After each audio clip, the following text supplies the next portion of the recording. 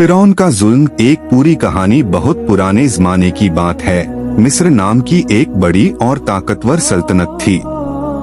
वहाँ एक बादशाह राज करता था जिसका नाम था फिरौन। उसे इतनी ताकत मिल गई थी कि वह अपने आप को खुदा समझने लगा था।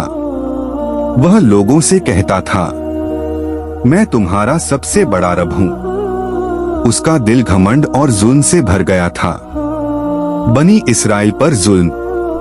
फिरौन को सबसे ज्यादा डर था बनी इसराइल से, हजरत याकूब अलैहिस्सलाम की औलाद। वह उन्हें गुलाम बनाकर रखता था।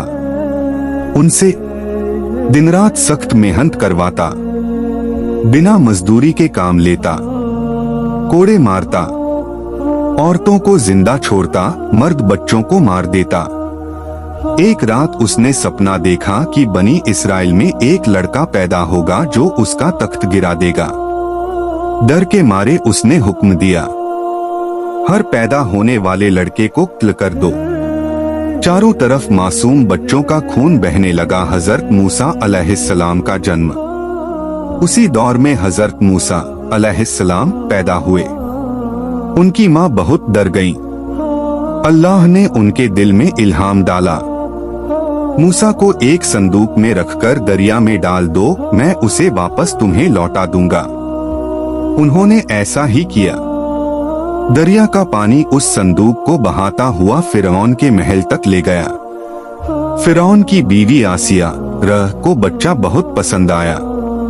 उन्होंने फिरौन से कहा, इसे कत्ल मत करो, शायद यह हमारे काम आए।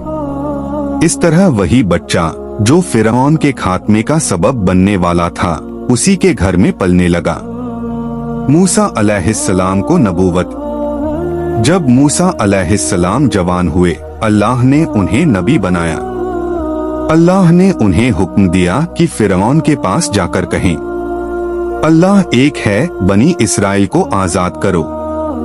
मूसा अलैहिस्सलाम अपने भाई हारून अलैहिस्सलाम के साथ फिरौन के पास गए। फिरौन का इनकार और घमंड।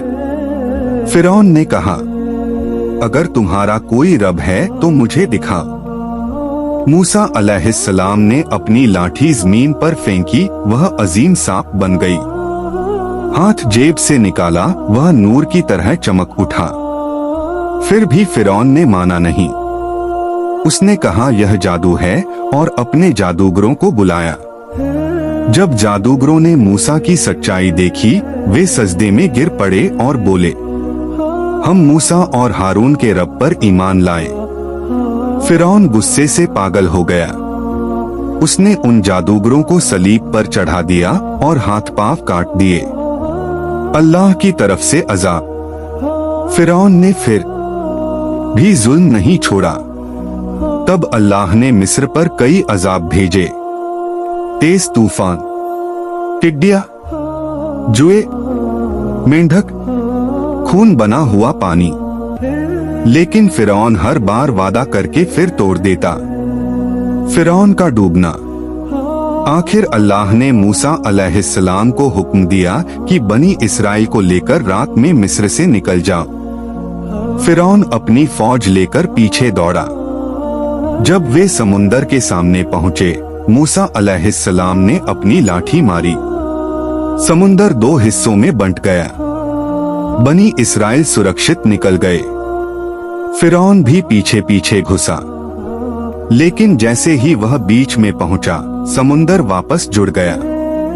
फिरौन डूबने लगा और बोला, मैं मानता हूँ मूसा का रब ही सच्चा है। लेकिन तब बहुत देर हो चुकी थी। अल्लाह ने उसकी तौबा कबूल नहीं की। सबक। फिरौन की कहानी हमें सिखाती है, घमंड इंसान को बर्बाद कर देता है। जुल्म कभी कामयाब नहीं होता। अल्लाह सबसे बड़ा है।